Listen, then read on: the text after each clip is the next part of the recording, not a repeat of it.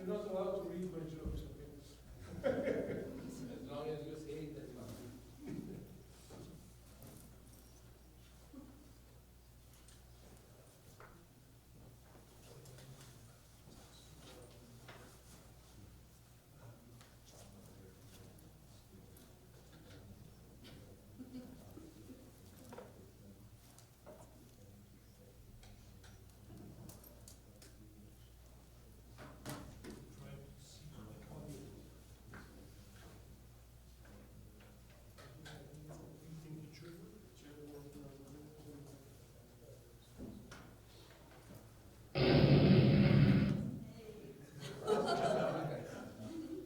That joke works.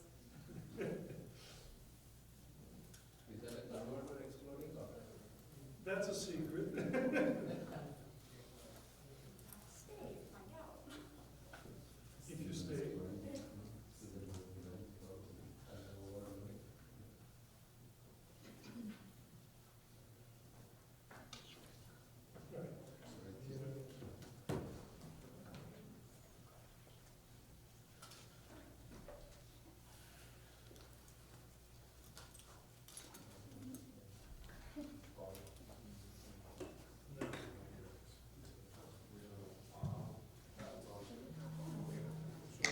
So, if I stay here, this probably does. No, can you hear me on the back? Yeah. Hear well? Okay. I'm not too loud. They are doing live video streaming, so. Okay. Well, how do you collect sound? From there, or do they need this? So they do need this, or they need that. Okay. So then, okay. So the light streaming, and this one doesn't work. Okay. Okay. Good. I can use this one. Okay. Oh, that's okay. That's okay. Well, now we can do.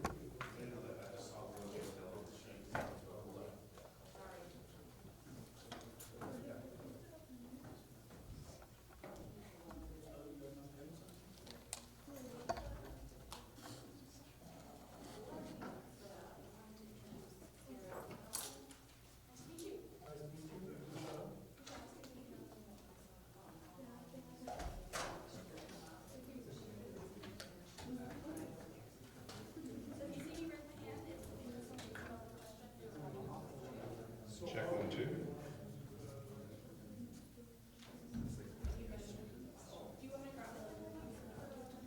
I mean, or this one would be, especially if you're streaming this usually this way, so that nobody actually asks, including her, without talking.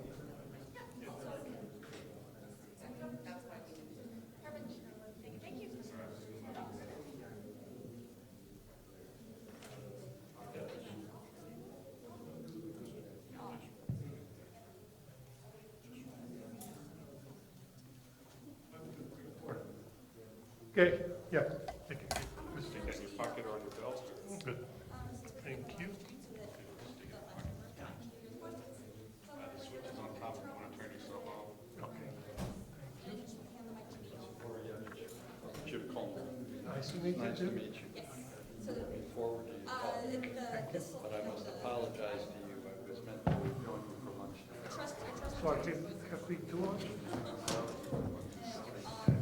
That's a punishment. I'll try to make it. I'm not going to be able to make it for the show. Something has come up, but you understand. I do. Thank you. Thank you very much. Hey! Good to see you. Good to see you guys. How are you doing? Did you come? Yeah, I know you work in TI, but this is TI school, right? Hey, good to see you. Good to see you. Good.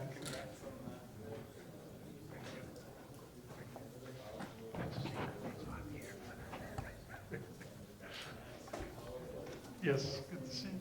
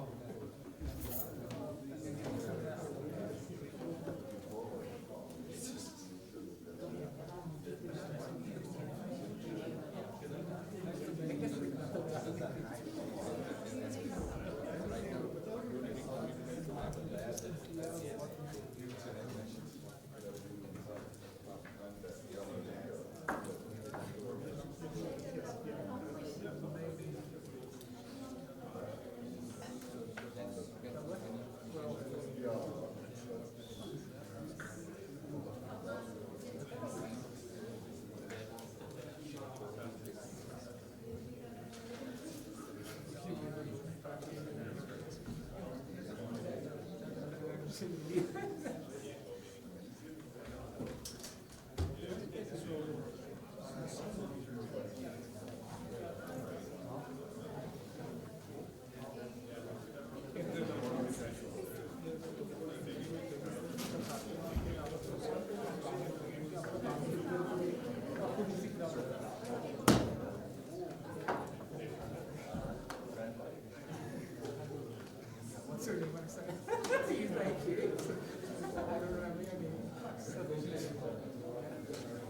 was like 90% sure, but saying nothing is better than saying wrong.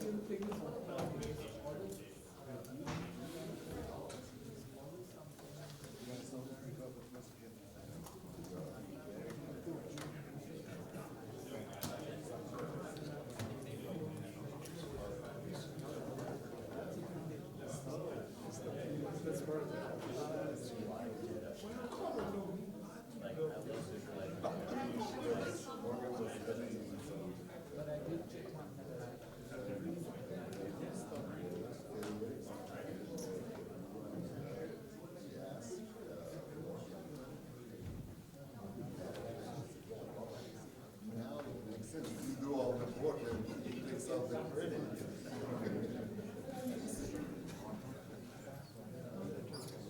For something, because for a little bit there, I mean, the video was way dark. Did they have some lights on? Oh. Okay, I mean, it looks okay now, but before then, it's like, all I could see was like a little bit of the screen. Everything else was just like dark. But it looks okay now. So. Yeah. Yeah. We're cool now. Besides, there's all the 4 people watching. Yeah. Yeah. I just thought maybe they tried turning off more lights or something. That's what it looked like. Well, that's off. Oh, okay. Yeah, look good now. Cool.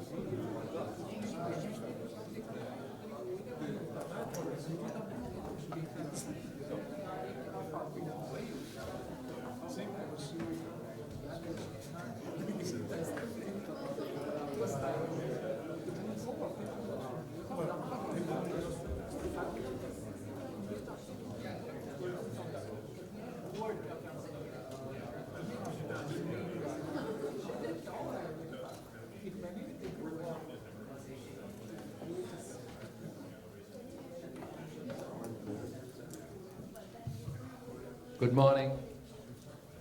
Good morning. Thank you. Let's get started. My name is Boris Valsara. I am the interim dean of the Jonsson School. It's a pleasure to have Dr. Dushan Boroyevich here. And so welcome to this distinguished lecture.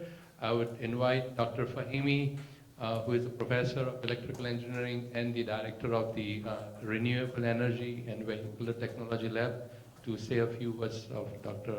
Boroyevich. Thank you. Good morning, everybody. It's a distinct pleasure to introduce Professor Boroyevich at our campus. The list of accomplishments are so long that I don't know where to start, but I remember just defending my PhD in 1998, and my advisor just came back from Virginia Tech, and he was talking about CPS that just started as the first National Science Foundation Center on Power Electronics. So Professor Boroyevich and Professor Fred Lee, these are the grandfathers of power electronics, and please don't interpret that age-wise, but in terms of generating generations of academicians, industrial leaders, technologies in particular. The power electronics building block, PEB, is an outcome of that study. Tremendous amount of work, the body of work Professor Boroyevich has done, and on stability and control of power converters over the past 3 decades is outstanding. So it's definitely an honor to introduce him. In terms of awards, the list is very long. National Academy of Sciences, past president of Power Electronics Society, IEEE Knowles Award. These are just some highlights of what he has accomplished. So with this introduction, I want you to join me in welcoming Professor Boroyevich.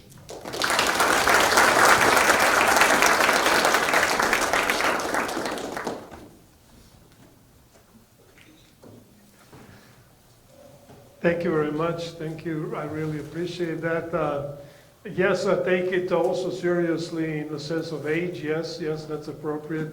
I'm grandfather of a lot of graduate students, and I'm grandfather of 3 grandchildren. The last one was born here in Dallas 6 days ago.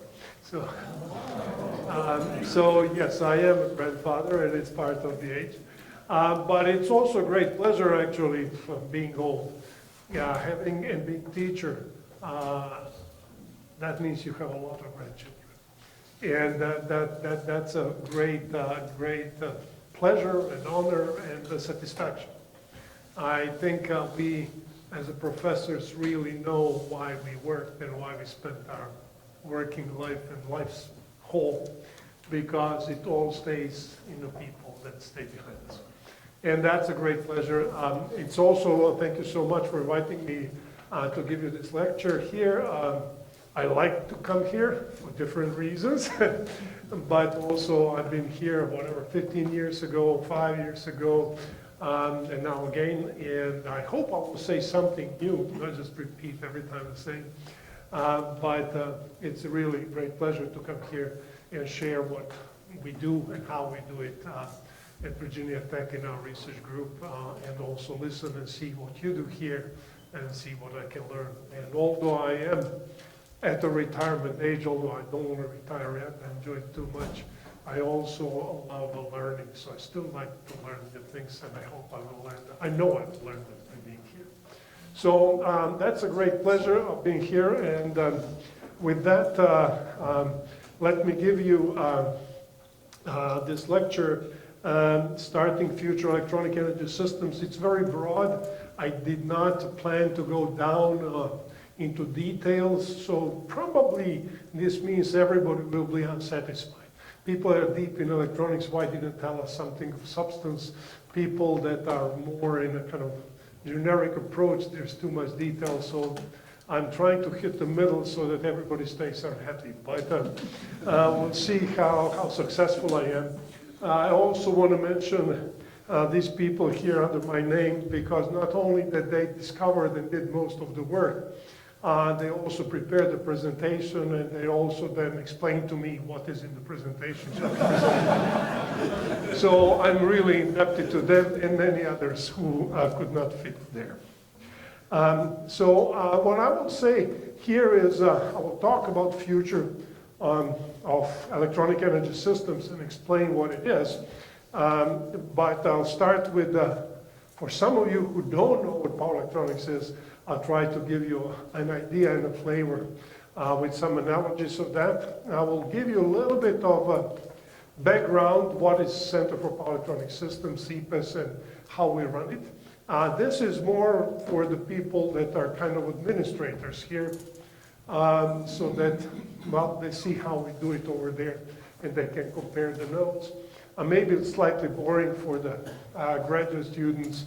And then I'll move to the core of the presentation of Future Electronic Energy Systems, where my inspiration comes from, why would we do it, and then obviously how Dushan or the other people that were really on that list think it should be done, based on the things we learned from the power systems it says autonomous power systems. Those are electric power systems in your cell phone, in your laptop, because they're autonomous when they're not plugged into grid, in your electric car, in your electric ship, in your so forth. And that's what I have spent last 30 years working on. And then we got from that one, okay, we know how to solve it for the grid or for the whole society. Now that part is all hypothetical. We're just thinking how it could be done, and that's what I would like to share with you. And then the last two bullets is some real substantive research that we do that may enable that to happen or may actually prevent it from happening. So with that, I mentioned several times administrators, so I would really like to start with something that was discovered relatively recently and to share with you. And there was the heaviest element, and its name is administratio. And that element has a very interesting properties. It's obviously normal periodic table, but it has atomic number 0, which means that it has no electrons and no protons. It consists only of neutrons. Okay? It has 1 neutron, then it has 125 assistant neutrons, then it has 75 vice neutrons and 111 assistant vice neutrons. For the full disclosure, I'm one of the 111 at Virginia Tech. Now, because of these properties, we don't know where to place it, you know. With atomic number, it's 0, right? So it should be there in Earth. With being heaviest, it should be all the way here. So there is still discussion in scientific circles where to do it. Some of the other interesting properties is that it's held together by a force that involves continuous exchange of meson-like particles that are called morons. And I think I belong to that category as well. And it has a half-life of 3 years. It really does not decay, just gets reorganized. All the assistant neutrons, associate vice neutrons, and so forth exchange places. The trick there is actually atomic mass could increase, unlike all the other ones. So with knowing that, that really gets me excited on going on, and I'll come back to a few examples how this really can impact both the research and the work and operation of the university as we go forward. Let's go back to our topic. So how many of you here are working in power electronics or power electronics associated field? Okay. Okay, so middle are, and then these sides, some.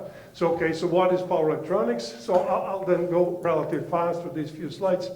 That's a processing of electrical energy from one form to another.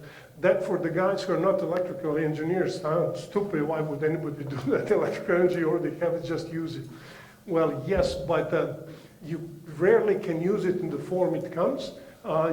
It's much preferred if you can modify it in some other form. And the simple thing is, it's so easy to distribute the electricity in homes everywhere the way it is, but none of your computers can use that one. So you have to carry all your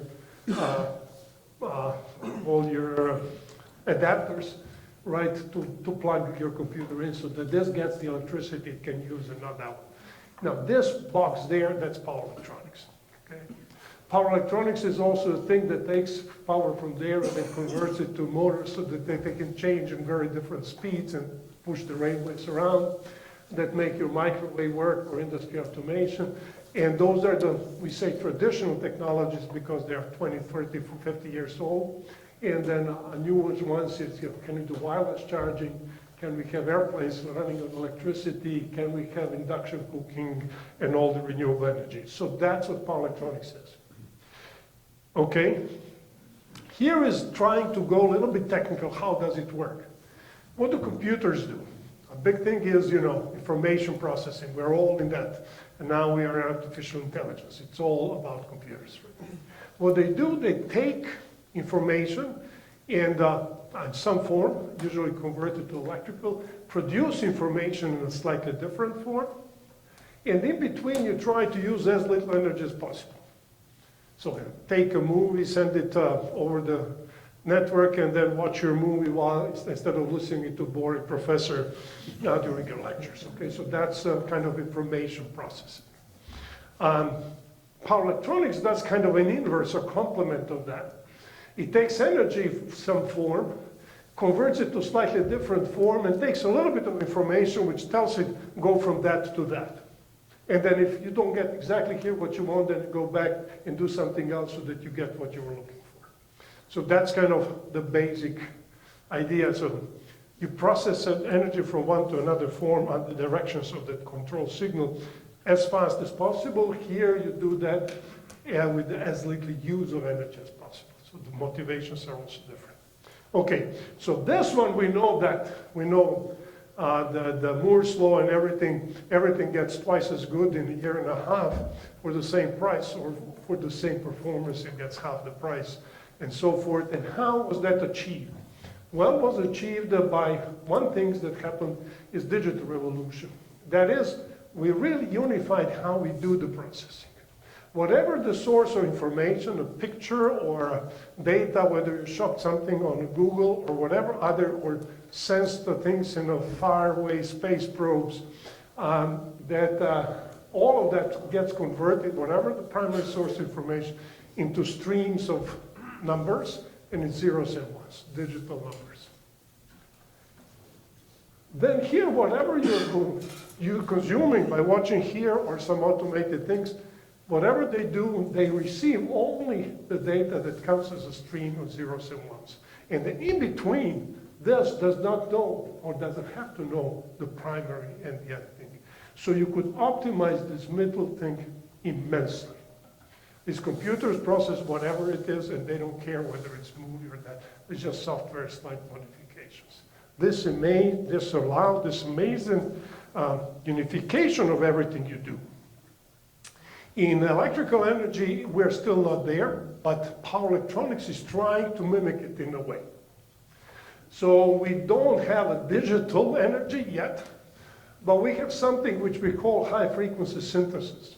So if here you get 60 hertz and you need here whatever 1 hertz frequency of the power, or you need to go from DC to AC or whatever else, or higher voltage, lower voltage, and so forth, what we do with power electronics, we go and use electronic components, transistors and diodes, which is the same thing that we use here. And then chop this energy coming in into small buckets. And then if we need them to have a high pressure, we put these buckets on top of each other, we have high pressure. If we want a high volume, we put them all in series and spill them all together. And tell me what you want, and I'll do these little buckets. Okay? Also, that's something that comes here. If the buckets are small, I can do much faster. We call that switching frequency. And then things get smaller, so that's good. But I have to work very fast to achieve the same transfer. So that's kind of what we do.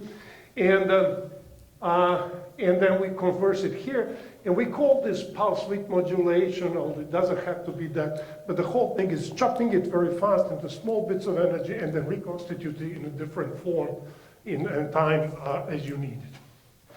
The next big thing that happened that's really where Moore's law really proved to be true, that all the calculations of 0 and 1s, you just have 2 components to do it, electrical ones. 2 circuits. One is CMOS, complementary metal oxide semiconductor transistor, PNN, and this is called inverter. And then another one is a memory cell. And that's it. And whatever else you do, you just make a combination of millions of those, or billions of those, or the billions on a chip, and then hundreds of chips, and that's it. So easy to scale. You make this one better, half the size, whole thing is half the size. And you don't have to be improving millions of different things, just these 2. Okay. In power electronics, we're much further from that, but going in that direction. We're kind of standardizing the topologies, so we're not just having one. We're still going and having a bunch of papers. My circuit is better than your circuit, but it's becoming narrower and narrower and narrower. Okay, and then the other one is our memories are still kind of not really this much. To store the energy losslessly, we use inductors and capacitors. But we don't know how to produce them in high volumes with 0 cost. They're not semiconductors. And we're still figuring out how to improve things here. But there's progress, and there's a lot of research going on. Okay, so that's power electronics. Okay, now Center for Power Electronics at Virginia Tech is trying to do that. And then here is what we do. We have which is kind of unique. We have here 8 professors working in one group, in one lab, without doors. And no professor or student can say, this is my lab. This is all of that is our lab. That's unique in university environment. And that enables us to do things which normally are not often done. And then we have a few research professors. Fred Lee founded this almost 40 years ago. 40 years ago, started working at Virginia Tech, and then, yes, a couple of years later, he founded the center. At that time, I was a graduate student of his. And then I got my degree, I left, and then he came after me 2 years later, says, you're wasting your time, come back. So I came back, and I'm still there. So what we actually do, all these professors, we run around the world, give public lectures, and actually what we're doing, we're just begging for money. And why do we need money? Well, we need to pay these 60 or so graduate students who can do real work. So that's kind of a paradigm that we established to work. Professor Fahimi mentioned that 10 years from 98 to 2008, we were a National Science Foundation Engineering Research Center, but we were pretty high, pretty big before that, with a total number of staff people and faculty. During this time, we grew because that was big and collaborated with many other universities.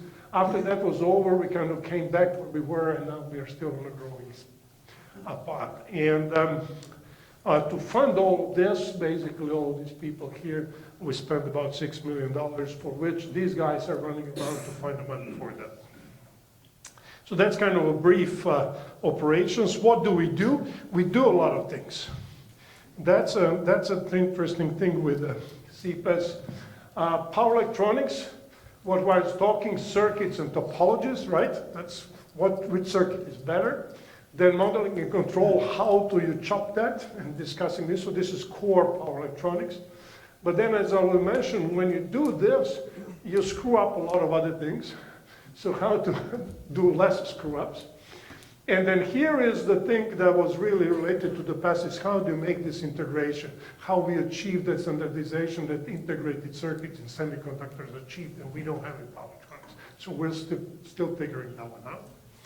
And both the devices, as well as how to put them together, packaging integration. And then also, recently we're going in a higher power ideas of when things become, all of these things here become much more difficult because you're dealing with much higher energy levels at the grid level. So we do all of that and then look for not all applications, but quite a few. One is how to supply the power to the data centers and down to each chip on all of these things, which we call point of load conversion. Another one that I already mentioned, how do you do power systems in the things that move or that are sitting, cars, airplanes, ships, trains. And then the thing that is this is 40 years ago, Fred started this. Fred and I together started this about 25 years ago. And this was started 15 years ago, roughly when the NSF Center finished, and we said, what's the new big topic? And we said, let's attack the grid, the whole thing. So that's one thing that we do. Another thing that's how we do it is we are very experimentally oriented. Our graduate students don't have office space, but everyone has his own bench with full equipment there. And as we are growing, that becomes now a big issue, how we keep having that. And you can't get a master's degree unless you PhD, unless you build something and you made it work at least for a minute or a second, and then it blew up. And you know why it worked and you know why it blew up. If you can explain both, you got your degree. So we are really very intense on experimental validation of the theories and concepts. So we build a lot of stuff. And so that's one big characteristic of our center. Another one, as I already implied, we do things from watts, like a power inside the cell phone, or parts of the watts, a quarter of a watt. And we look at applications, tens of megawatts. And again, that's rare in one center, in one lab, without doors. So although you're working very low voltage, you think you're safe, but the guy behind you is actually blowing up the things which are megawatts, and it can kill you anytime. So far, no injuries. Okay, so that's kind of our center. The big thing of this 6 million that makes this keep running is this consortium. We have 80 companies that gives us annual gift.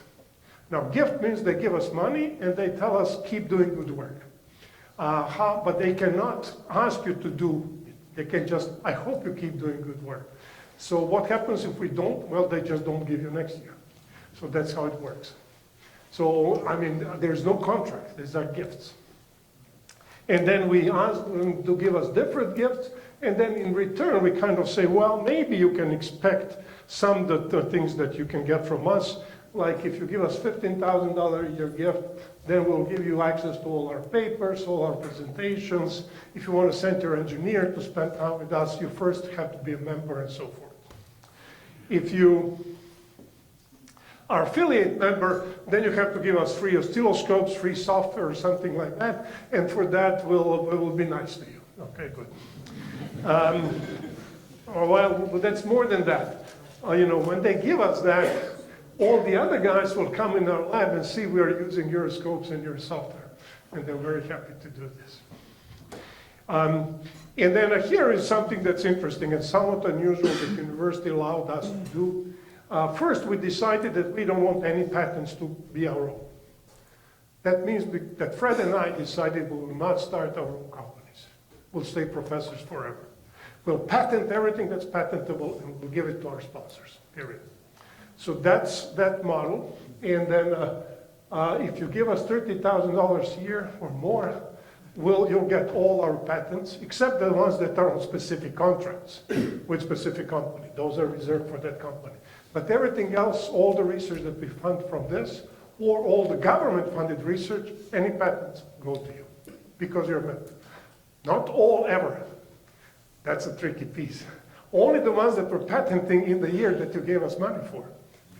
If you want 5 years back, just give us 5 years back membership and then get it. So that's easy. And then the last one is the top group, which get the same rights, but we have 3 broad areas which we call mini consortia, and they can participate in those. And those are groups of students. For example, here we have 15 students, here we have 10, here we have 6, 7. And these students work on the topics that are highly related, like big projects. And then every 3 months, we have a report a whole day online, and those students make presentation, not to students, not to professors only, but to all the companies that are member of that consortium. So they get information about the things, the research, by through questions they can direct research, why don't you do this and do that. And another thing is also important there, they get to know the things that will never be published, because they didn't work. If you're not involved in that much in research, you would not know the things that didn't work, because they wouldn't get published. And for many companies, they're researchers, this is important information. What works, where doesn't, why it works, and why it doesn't. And they get a lot of that through direct involvement. They can choose one of those for $50,000 a year, but some of them cannot make their mind up, so they want to be member of all 3, give us 3 times. Texas Instruments cannot make their mind up, so they give us 2 times. They chose this and that, they didn't choose this one. They're not in the high power, so we appreciate that. Yeah, please don't make your mind up, and that's okay. They get the same intellectual property rights, but they are participating deeply in the research in one they pick. And if they want to pick all 3, they give us 3 times. So that's roughly our center. Thing is, we're really global. So yes, not even half of our companies are from North America. A similar number is from Asia, and a large number is from Europe as well. So we're really covering the whole world. Okay, so now, why do we do this? Because we want to save the world. So this is a distribution of electrical energy in the developed world. And what you see here is primary sources of energy, not electrical, of all the energy. Petroleum, natural gas, coal, nuclear, renewables, okay? And then here are the uses kind of grouped. Transportation, industry making things, This includes agriculture and everything else, and then this one is residential commercial areas where we live, right? Roughly 1/3 for each. Much of that gets used directly, but about 40% in the developed world already gets first converted to electrical and then being used. Okay? There is one thing here to mention. This actually conversion here is today very inefficient. Which is not shown on this graph, about more than half of the energy that's taken from here when it's converted to electrical is actually lost.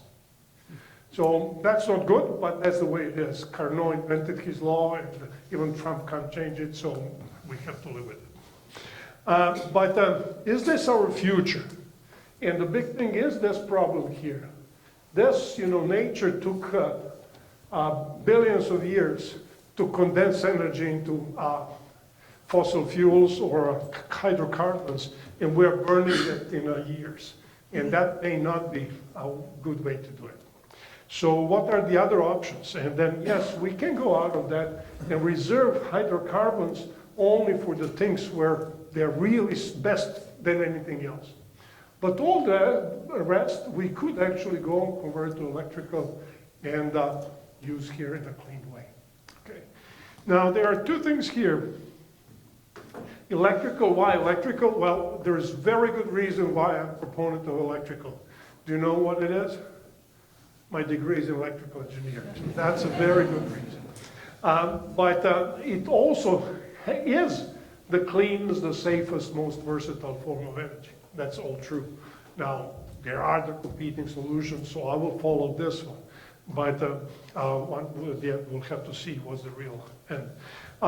So the first assumption is that even if we don't increase consumption in the developed world, because we become more efficient, just by increasing electricity from 40 to 80%, which many people are predicting, we will need to have a power system 2 times bigger than what we have today. That's an interesting point. And so that's conclusion. And the last one is, even the one that we have is 30 to 50 years old, and that's a lifetime of the system. So that means in the next 30 or so years, we should build a system that's about twice the size in developed world what we have, okay? To replace the aging one and to build a new one to add new capacity to eliminate or reduce hugely global warming and all the problems of, and then the question is how to do it. And that's what this lecture should be about. But don't focus only on developed world. Our developed world is 1.2 billion people. That's what the previous slide was about. There is the same number of people who don't have any access to any grid. And they want to get there. And we could help them, but how? And then there is huge population in between, which you average the things out, is actually have a 3 times less electricity used than developed world. And they are growing, and not that they want to catch up, they're catching up. Now, if they all start continue with the hydrocarbons, that's the way to get totally polluted out in just the 20, 30 years. I mean, ridiculously, even I might be alive. So this is not good, not to mention my grandchildren. So I think there is a huge motivation here, and we should not look only, well, what does the US government says, or what does the utility, Texas utility say? This is the question of the future of the humankind. So now let's go to electrical grid and electrical energy. What's going on and what can we do? Most of electricity is consumed by electronic loads. I talked to you what power electronics is. It turns out that anything that consumes electricity today, and I will talk more details, practically nothing now directly consumes the energy from the battery or from the grid, from the primary sources of electrical energy. It always goes through some boxes that are converted from that form, battery or grid, to some other form that optimizes the energy use or performance of the end user. So the car moves better, the train moves better, airplane, ship, or the processing of industry. All the things are automated in much better ways if you just apply it through energy. And to optimize that, we invested money and we pay for these boxes of conversion to make it the end process much better in all of these applications. Okay? With the renewable energy and the challenge that I just presented in the previous slide, all the new sources actually cannot connect directly to the grid, or if they can, that's a very inefficient way. It could be done much better and utilized much more efficiently if they first go through some conversion and then distribute it. This thing has happened over the last 50 years. This is happening over the last 20 years. Something that's still not happening almost anywhere in the world, and that's what this lecture is about. The transmission and distribution, how to get energy from there to here, is still staying the same way as Tesla and Edison invented 150 years ago. And technologically, they're very small advances. We have mechanical switches, which are much better, but we still use mechanical switches. And that's a big question. Will this never be changed, or will we change that? But this is infrastructure. This is a big issue. It says we built the railways, right? And we finished building railways connecting every settlement in the United States that has more than 10,000 inhabitants, connected by a railway after the Second World War, by 1950. And exactly what we achieved that everybody's connected by railway. There was Eisenhower Highway Act and says we'll stop using that and let's throw it away and build the roads instead and use cars. This is huge. This is hugely disruptive, hugely wasteful, but our life would be hugely different if we didn't do it. And this country is a prime example that can do these things so fast. But that's what we're talking about. So there's huge reluctance to throw away. We just finished this. Well, not just, but also 50 years ago. Should we throw it away? I don't know, it's difficult. But remember, there are all the others. Now, here, what I want to say, this has been happening, not on a grid scale for the country, but in these autonomous cases. Like an electrical power system inside the train, inside the car, inside the airplane, inside ship, this is happening more and more. None of them use the energy directly from the battery. Battery has a box in front of it, which is power electronic converter, either to charge it or discharge it, and serves only for that battery. Okay, so there is that charge or discharge. If there is a generator that's rotating, operated by, internal combustion engine or something else, that power that comes out, example 787 airplane, they don't use it. It's not 400 hertz. Whatever comes out of engine turns the generator, and then there is a converter, first thing, and that converts it to DC, to AC, different frequency, and that gets distributed. And then what gets distributed is high voltage DC, low voltage DC, high voltage variable frequency, constant frequency AC. Why do they do all of that? Actually, to save wire. To save wire and switches and interconnects. These lines here, these lines have weight and space and cost. But here, for you on a cell phone, it is the weight and efficiency, so that you can run without charging that. We can watch a lot of movies, a lot of your lectures without recharging your phone before going to sleep. And your phone is very light. So that's efficiency and weight. Airplanes are weight primarily, and so forth. And that's what's being done. And to do that efficiently, you add converters. This is converter going, from here to DC, from DC back to AC, from AC back to DC, from that DC go back to the load. Look how many converters. This is just schematic. But in your laptop, actually, very often, TI people can tell you, very often power from the grid until it goes to some processor or memory will go to 2, 3, or 4 steps of conversion. It doesn't look efficient, but it's energy efficient. Everything sleeps all the time until it has to do what it has to do. And then it's immediately turned on. The most efficient source of energy and the only load that needs to do something. And if it works for 1 millisecond, it's turned on for 1 millisecond, and then no power up tomorrow, because you don't need it. And by doing that, your battery can increase lifetime in your cell phone 5 times, although you're actually using 5 times more energy because you're wasting so much less. You're using it only when you exactly need it. So those are the great things that our power electronics can do this. And this is electronic energy systems, which I'm talking about, which already happened or are happening in all of these cases. That's why we are moving to electric car.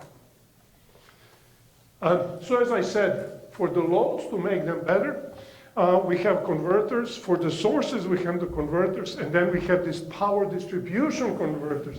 We just converted from one wire to another wire. Why? To optimize utilization of energy on a system level and the size and weight of the things in between. At the end, size and weight is cost. So those are all related. Many things still be done. Can you reduce size and weight more? Can you make it more reliable and longer lifetime? Can you improve the efficiency even more? And can this really work? And can you afford it? So we'll give you some ideas. So here's an example of hypothetical home. So this is your real home. You have connection, one wire to the grid. This is your breaker panel in your basement. And then you have a whole bunch of loads, TV, radio, washer, dryer, conditioner, heater, air conditioner, and lighting, and so forth. This is if you never upgraded your home.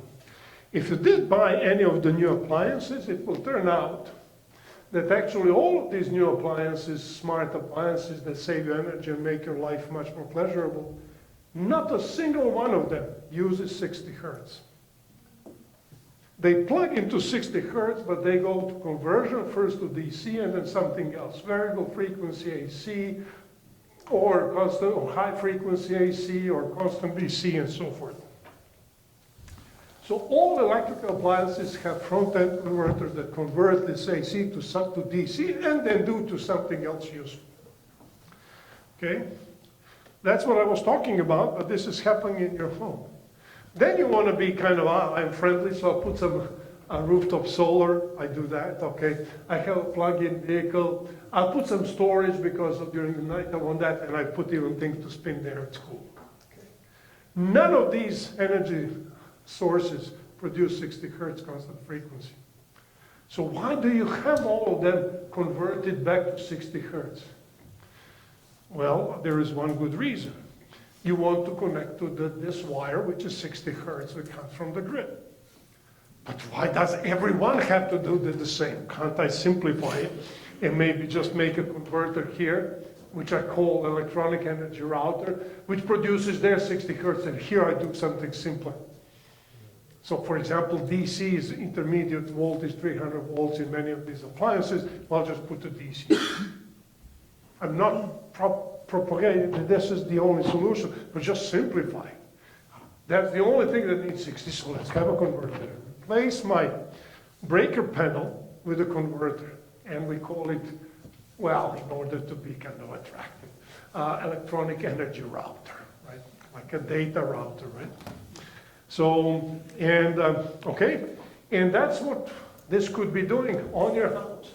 This converter will be bidirectional, so if I have enough or too much energy here, I can sell it back to grid or just give it free to grid if they agree to give me energy free, and that's also possible. And so we can go either way. Whether the grid is right now working or not, doesn't matter, I can keep working regardless. Or if that has some transients inside the house and transients inside the grid are decoupled, they don't have to be. If I have any energy storage here or surplus, I can completely separate the two. Which allows much bigger resilience. My house gets damaged, the grid is not influenced. Grid is damaged, I don't get influenced, and so forth. And you know, I can have energy efficiency, just like we talked before. I utilize the best source of energy for the most needed part of the loads, only when I need it. All the rest is not energized. There's not even supplied there. Okay? And then we also, all of these have microprocessors to control it, so they know everything. And that's where artificial intelligence, big data, they can share all they know with everybody if that everybody wants to know anything. and tell it to Google so they know exactly when I go to the bathroom. Because I don't know why they don't need to know it, but they seem to do. Okay, so we build things like this in our labs. So this is a converter that we built, and this is kind of going a little bit more details, showing that this can be done, and this works very well. We use the silicon carbide devices, and this gives a little bit of details of that. So we have something AC, and then on this side, the house could be DC, but could be even AC, doesn't matter. That's why this notation here. And then this is your breaker panel. We just replace all of that with this, which is about 4 times smaller, but this doesn't have enclosure and all the cooling. If you add, it will be about 1/3 or half of the size. It has 2 stages, bidirectional power flow. It has this storage, and depends how much storage you put there. You can separate dynamics for a long time or short time of the grid in this one. One thing that's important, what is this? These are breakers, right? So if there is a fault, this will open and protect you. Have converter, why do I need a breaker? Converter can do the same and even much better. But says, but that's not reliable. What do you mean it's not reliable? You know why computers last so long? Not because they're made of gears, but because they're made of semiconductors. And semiconductors last thousands of times longer than any mechanical things, just because the wear and tear is of atomic scale in that. Okay, so maybe today's power electronics, especially one built in our lab, is not very reliable. But you know, even computer built in our lab only can calculate one thing and then it blows up. So that's not to be compared. It's really the underlying physics. The underlying physics. This is much more reliable than any mechanical breaker. And we don't even need transformers because ground currents could be done by active control instead of passive components. And we already said we are measuring everything. There's a whole bunch of microprocessors here that can do anything for you that you can think of. And you can even play games if you want to. So, okay. So let's now scale it up. We did this, we understand this. We've done it in the cars. And these are commercial things you can buy, bidirectional charger. So hybrid electric car or fully electric car, which is bidirectional charger. So not that you charge it, you can feed it back. You know, there are several models around the world that are commercially available and you can buy. Very good. So now I call that a Pico electronic energy router. There is an electric power system within the car. There is batteries in my hybrid electric. There is a generator connected to internal combustion engine. There's a whole thing of things, heaters and whatever else you have in a car, or you can watch movies. And this is Pico electronic energy router connecting this power system, which is AC, DC, everything, to your house. Okay? You can supply your car from the grid through this bidirectional charger. But if the grid goes out, or I just want to disconnect myself from the grid, forget about that, I can actually use this one. I can use my battery, so I can turn on my engine and have my backup in my car and supply everything from there. It's possible, or I can run both and separate the dynamics when they're connected. Okay, so now we can scale up back to which we already did. For the house, you have nano electronic energy router, which connects to Pico electronic energy router, which is your car when it's plugged in, right? All your appliances, maybe you have rooftop solar, and that connects to the nano electronic energy router to the grid, okay? So this is your nano grid, that's your house or your building. Again, you can take the energy from the big grid, or you can feed it back.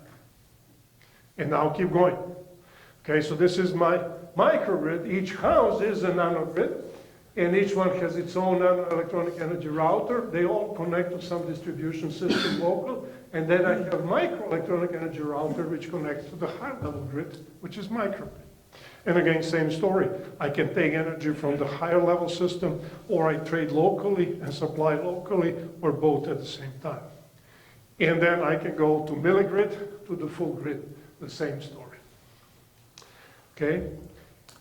Now we come to the intergrid. That's what we are proposing. Now, since this is an academic idea, we gave it very simple and easy to understand name.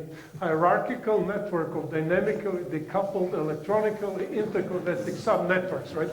So anybody who's watching evening news can immediately memorize it and know what we're talking about. Okay, so that's what that is. Good.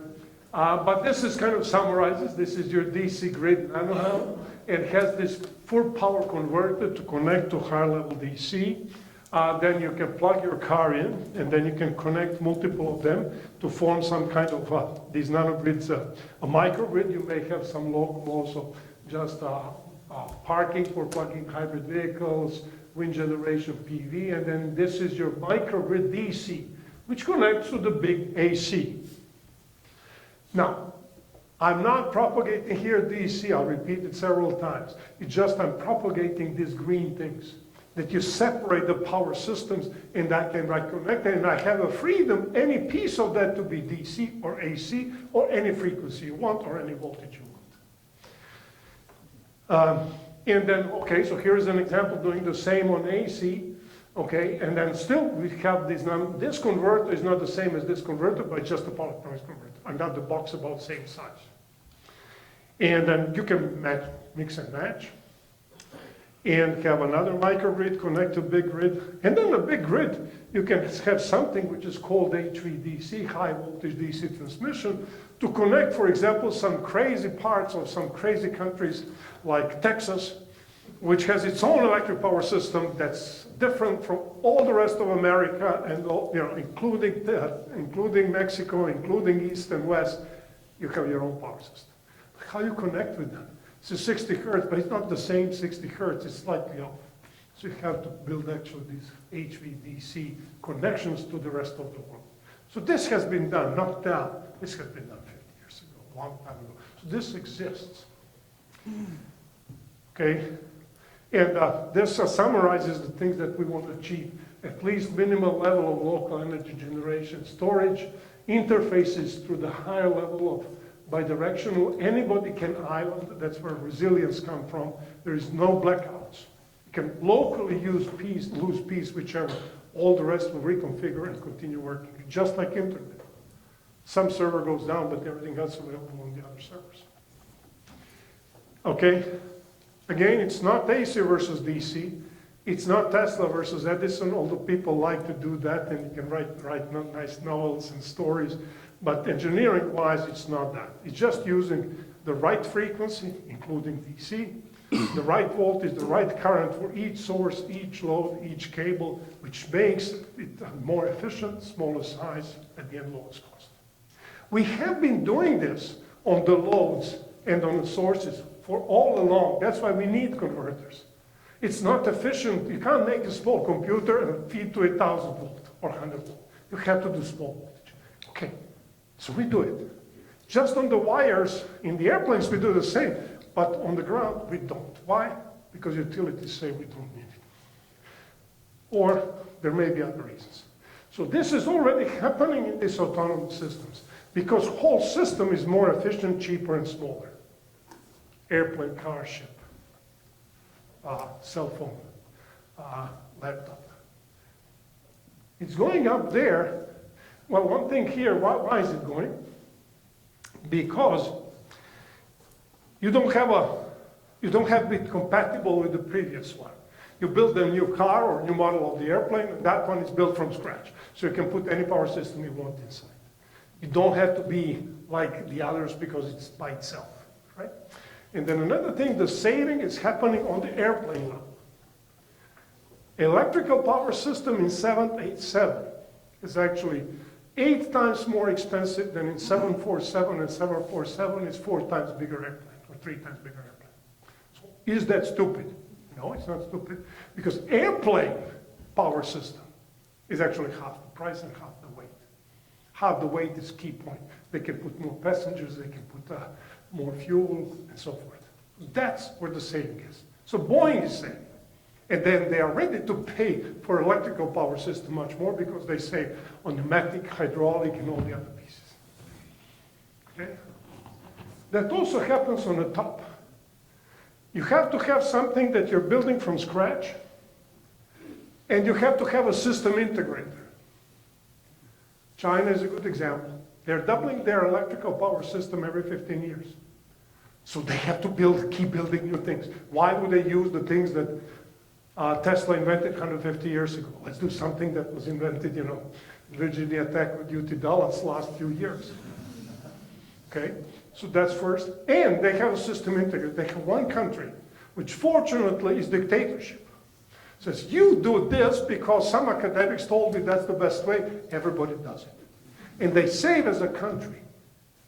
In this country, and in India, we have democracy. We'll never agree.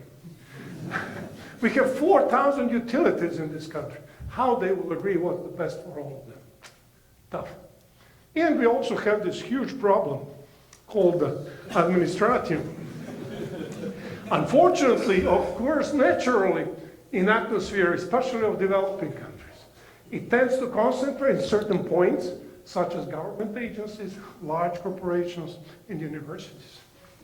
And it can usually be found in the newest and best buildings, the nicest and most expensive buildings. Since it has no electrons, it is administration is inert. You can't know what it is except by the consequences. And one of the most prominent ones is that the small amount of administration causes any process to take way longer than otherwise. So it takes like 4 days for something that could be done in 1 minute. So, you can see through that administration, that's why we can't achieve what we did in the previous slide. Okay, at this point, because of the time, I will just give us very fast some details before I come to the conclusions. Again, going back to the space, why it is being done, for example, for ships that US Navy is investing. The latest ship costs $250 a volume per liter. That's 4 by 4 by 4 inches, okay? That's $250, just empty space on the ship. Okay. Now, if I can reduce the size, this is the blue, of electrical components in half, there's so much money to pay for it. I can use things like silicon carbide MOSFET, which cost, $10,000 instead of $100. 100 times more, because the space is such a premium. I'll pay for it. And I will save on the system level. And that's what's happening. And then, Navy has been funding us to do these blocks. This is like your integrated circuit. So how can you build a bigger one by sticking small ones together? And geometrically it's easy. If you want to increase the voltage, you just connect a bunch of these in series. If you want to increase the current, you put them more in parallel and keep doing that any way you want to achieve any function with the same block.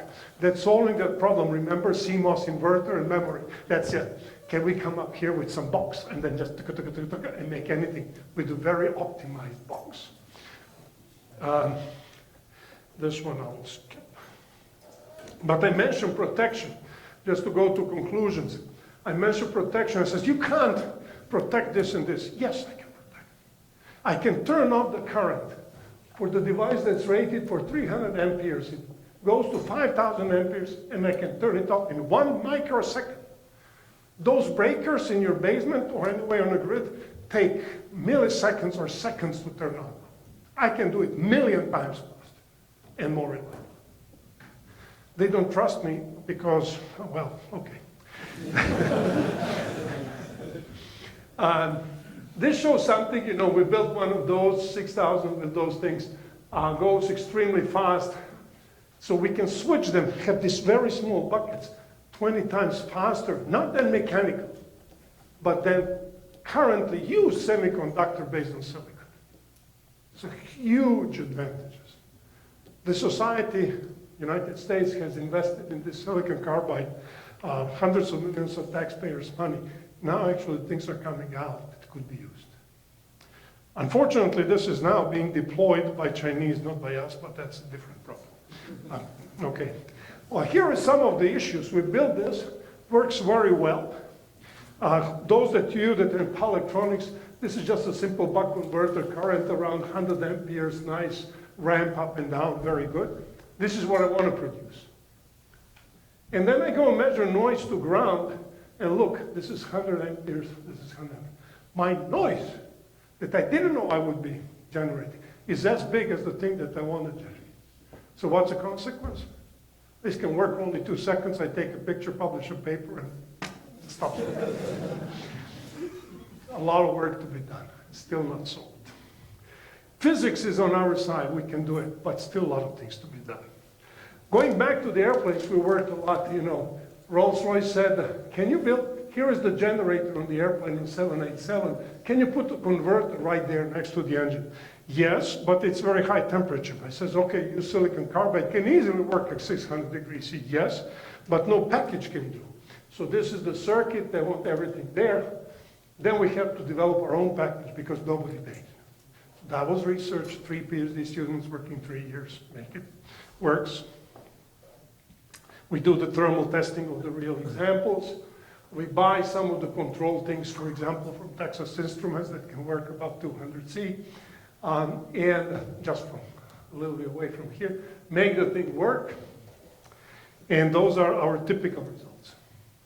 Now, when a professor says a typical, or graduate student says a typical result, what it means the only result I have. Other results were a little bit darker and so forth. So, yeah. Yes, but anyway, we have to live with that. Okay, with that, let me go to conclusions. I have a few more examples on a scale, and you will be able to see this because I will share this presentation. Yes, but let me move towards the end. So we're really changing the whole grid. This is the Eastern Interconnect of the real grid today, and this kind of implying the consequences. These are utilities. This is American Electric Power. This is Dominion Energy and so forth. You know, Texas here is separate from everybody, so I couldn't deal with that. And the way we run this thing is you have this either big load centers or big generators, and that's big substations are. And those substations are those square things, and those are switches. Basically, we can turn the things on and off, and that's called control. And you do it, you know, if I have too much energy here or too little there, I reconfigure the grid. So I keep adding or subtracting either the boxes or the lines, transmission lines that connect it. This is transmission system. And that's how it's being run today. So actually switch, these are very big, complex, and expensive switches, but these are still switches. You open and close. Either it's there or not there. And it can be done, and that's how it's going to be done last 100 or so years, and works very well, but it is slow and stiff, unfriendly to renewables, which continuously get changing, and this is tough. It's very tough to follow things like that. And it's energy inefficient because much of the things are energized just for the sake of being energized because it's too dangerous not to be energized. Not that you can adjust to just energize what you need to energize. And it's very sensitive to extreme events. Things happening here can easily propagate everywhere else in a very short time. What we are proposing really, to put it in a symbolic way, to use dimmers instead of switches. And we use electronic dimmers, so these can be done very fast.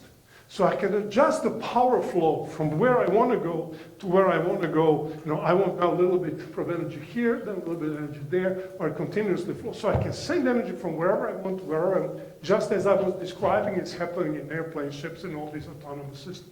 Grid can be done that way. Just every substation needs to be replaced with an electronic one. They call it solid state substation. And DOE has some ideas to do that over the next 30 years. So they are much more expensive, friendly, renewable, efficient, and robust to many more extreme events. Okay, another thing is if we go DC, cables are actually more efficient than overhead lines. We can put them underground. We don't need right-of-ways. We already have our states and federal government owning all the highways. We can route all the energy through the cables, through the interstate highways. And so no problem. And then that's also where population is. That's also, everything is around. That's why we build the highways. They already connect the things that need to be connected. We just put it in the middle. And then whenever there is an interchange, that's where we put the solid state substation, because there must be something there that either you need to provide the power or you can take power from. And that's it, we have complete architecture described.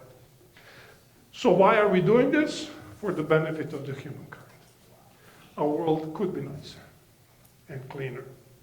And it's not only that we need to live in this, we can live it better, and we don't even have to suffer from electrical engineers telling us you have to have a cable running down. Look how everything is sophisticated, look at that cable. I'm ashamed of that. I'm ashamed to be an electrical engineer because of that cable. We can do better, but we're not challenging ourselves to do that. So I think we need to do that. But there is a problem. Administratium is toxic at any level of concentration.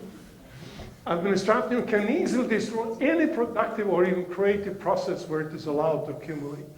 And attempts are being made to determine how administratium can be controlled to prevent irreversible damage, but results up to date are not promising. Thank you very much.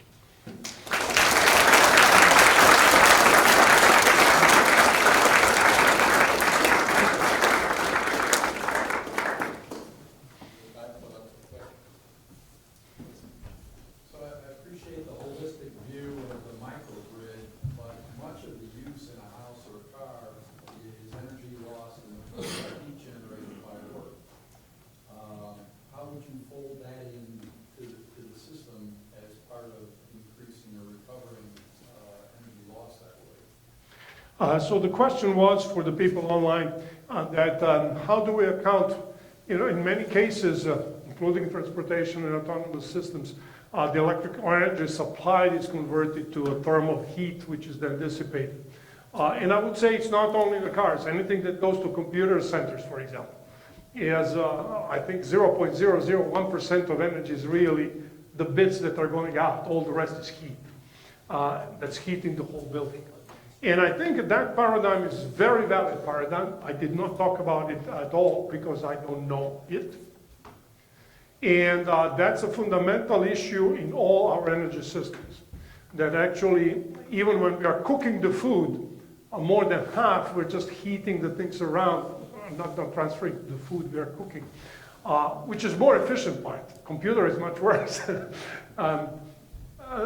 And what to do with the thermal back that we get. And I think that's a huge challenge on a physics level, not electrical engineers level.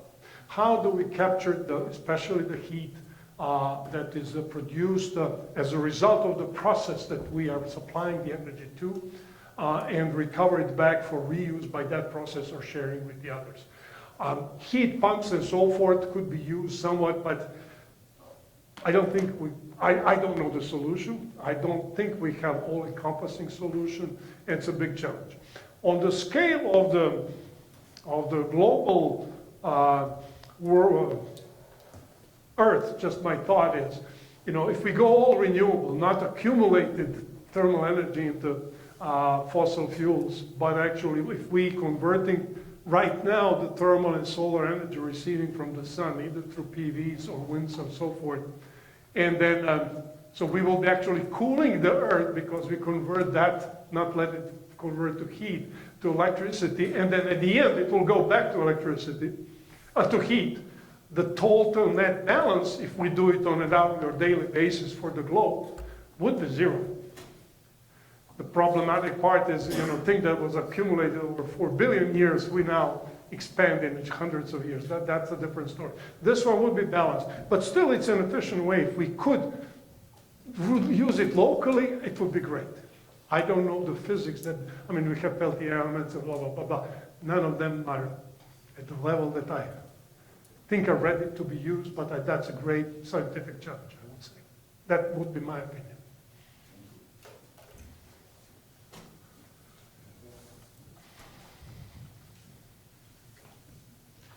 I just want to say, first of all, I really enjoyed the talk. Thank you. My question comes to, I think, more of the national security side. I know you suggested that we go to more of an electronic basis for our grid. Have you looked at any of the EMP vulnerability side on a grid level? Yeah, EMP, electromagnetic pulse, These are the things that large disturbances of electromagnetic field surrounding us that could be caused by two factors. One is large perturbations in sun or in space, but sun is major cause of these things occasionally happening. And another one that's fortunately still very occasionally happening is nuclear weapons. That is a big issue. Okay? No, we have not studied. Okay? So that's a simple answer. Then everything else is my contemplation. There have been, in a classical grid, is very also susceptible, especially transformers and some of the electric machines, rotating and non-rotating, insulation pieces and some pieces of heat and so forth. And electronics will not be less susceptible, will be more. So that's generic statement. How much? I don't think the studies were done nearly as much as on the current grid. Even the things that were done on the current grid were kind of inconclusive, how dangerous that is. But there is a possibility. It's not something that is not happening that somebody invented. But it's still hard to quantify how really, what's the probability and how much the damage will be. With electronics, it's even less. Okay, so the answer is we don't know. The only thing that I can add as a benefit, if it is somewhat localized, that's nuclear weapons, then this intergrid should be much more resilient because it does not propagate. So what you damage directly, you damage anything else works as if that didn't happen there. So the resilience is much, much, much higher, and that's like internet already has shown this, that in this, the decoupled systems where dynamics is decoupled, so that it could be several orders of magnitude resilience. So it could be 100 times more resilient than, or hundreds of times or even more. Several orders of magnitude. So that is true, and I do assure that that is true, and somebody can even calculate that. But on each individual component, I don't know the answers.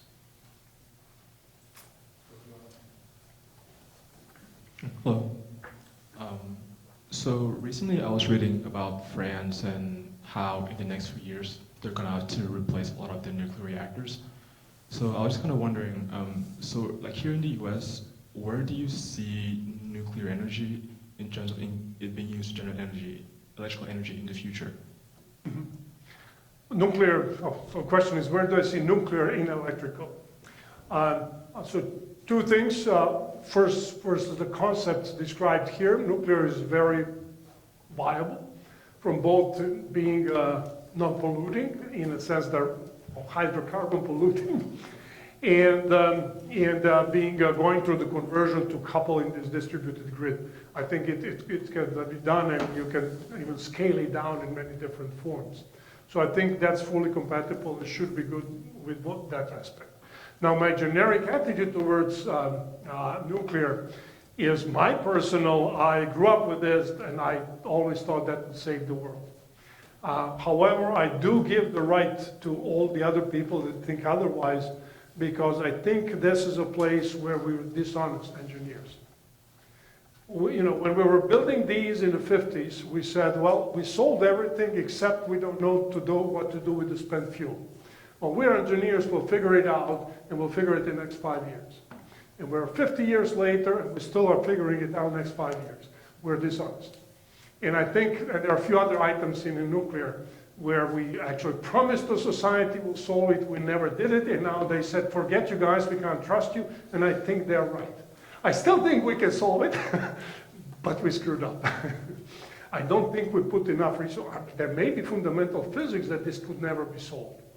But I don't know what it is. We didn't prove it can't be solved, we didn't solve it. And from the social point of view, I think we screwed up. Unless we fix our act and solve the issues that are remaining, the society is right not to trust us. That's my opinion on nuclear. I really enjoy your talk, Professor Boroyevich. I think I must be in the middle because I'm very happy.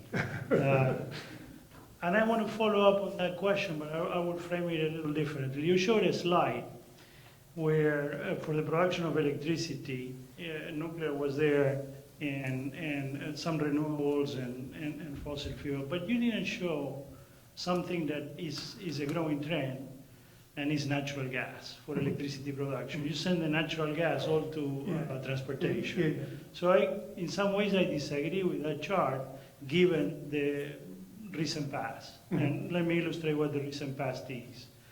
The data for the last 5 years on new power plant installations is roughly 40% natural gas, 30% solar, 25% wind, and then some others. Those are new power plants. So if we use the recent past as where the future is going, natural gas will be a major player in the production of electricity. So I wanted to make that point because, as you said, you have lots of students that made the charts, find the one that made that one, because there is a different story.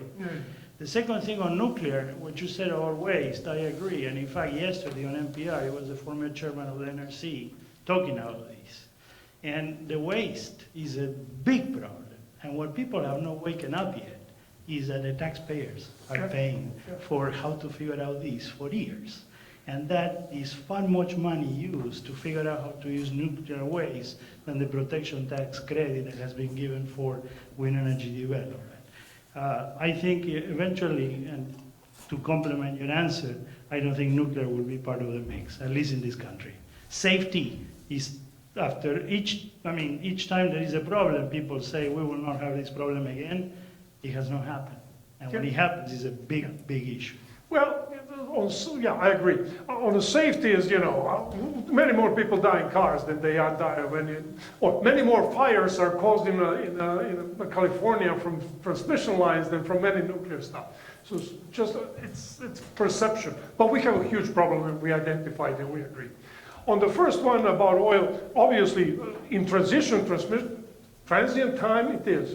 I'm not against fossil fuels, but I'm for them really where they really make a lot of sense. If you need to carrying batteries around in the airplane is stupid compared to carrying any of the carbohydrates. 50 years from now, science will show different solutions. The ones we know today is this. What will be the right mix at the right point of time? I don't know. But obviously, I did not erase it out. I'm looking at 30 years, all the hydrocarbons will stay, and I think should stay where it makes the most sense. Cost, I don't buy. Cost is perceived things. I'm not a politician or budget guy or an economist, but I always remember one thing, that whatever 2007 or 6, somebody published that to replace all the generating capacity in the United States with solar panels in the deserts of Arizona, West Nevada, and so forth, will cost $600 billion. It says this society can never afford to do it, so this is stupid. And then a year later, Wall Street collapses, and it takes Congress, Senate, and the House of Representatives to make bipartisan decision to bail out banks with $700 billion. It takes them 3 days. What do you mean you can't afford it? It's trivial. It's 3 days discussion and but we can do it. It's easy. It's just whether we want to do it. One last word. That's cost. All right, thank you for the presentation. I have 2 questions short. One of the reasons why I think, it sounds like a good idea that we can put a converter at the source as well and get the kind of energy we want. And this idea sounds good when we think of renewables and other sources of energy which are small. But think about mega dams, which produce tens of thousands of megawatts of power. How do we put a power converter that converts, because when we think of power converters, it's not 60 hertz, it's higher frequency. How do we convert such high power, and because of those mega dams, we are forced to remain at 60 hertz, because that conversion is the challenge. Are we there today or in the next 5 years? And my second question is, can that administratium be trumped? Okay, so the first question is, science is there. And even basic technological solutions are there to go to high power. Silicon carbide is an example of that. Is it mature? No. And that's fortunate for all you guys in the middle. You have job guarantee. So there are solutions to be done, and there is research to be done. I think it has been demonstrated we can do hundreds of thousands of amps semiconductor. We can do megavolt. We have a transmission line with about 1,000 amps and megavolt in China, or HVDC with power converters. And they're building new multi-terminal. And it was built by European companies, because in US, we don't do these things. But anyway, so it can be done. It's not made, we don't know reliability, it has not been in field 50 years. We don't, the cost is still too high and so forth. So there are some issues on controllability and so forth, manufacturability. So there's a lot of research, but it's not questions how it can be done, it can be done, it can be done. How it can be done, it can be done better, we need to figure it out. So there is more work to be done. But I have no doubts about it. It's not like we don't know what to do with the spent fuel. We know what to do, just need to work more on it, and that will be there. The Trump, that's a huge disappointment for me personally, but that's my problem. Let us end the speaker.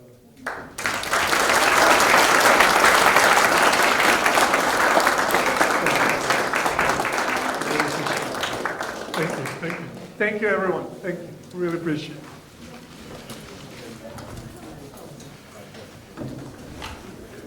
Thank you. Wow, look at that. It's going to chase me everywhere.